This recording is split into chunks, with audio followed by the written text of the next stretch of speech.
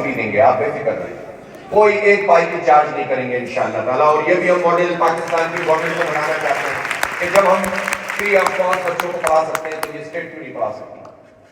میں صرف اس میں ایک مثال دے دیتا ہوں آپ کو. پاکستان میں اس وقت یونیورسٹیز میں تقریباً 60 لاکھ کے قریب بچے پڑھتے ہیں ڈگری پروگرام میں.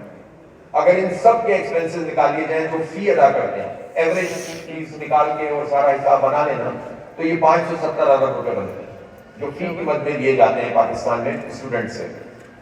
اور آپ کو پتا ہے کہ پاکستان میں 2000 ارب روپے چند لوگوں کو دیے جاتے ہیں، اس آئی پی پی مافیا کو، جو ان چیزوں کے پیسے چارج کرتے ہیں جو بجلی وہ بناتے نہیں ہیں، کیپیسٹی چارجز کے نام پر. جو بجلی بنتی نہیں ہے اس کے پیسے ہم دیتے ہیں، اس لیے کہ یہ ناجائز معاہدے کیے تھے، کرپشن کی تھی. اس میں ساری حکومتیں شامل ہیں، اس میں کوئی تخصیص نہیں ہے.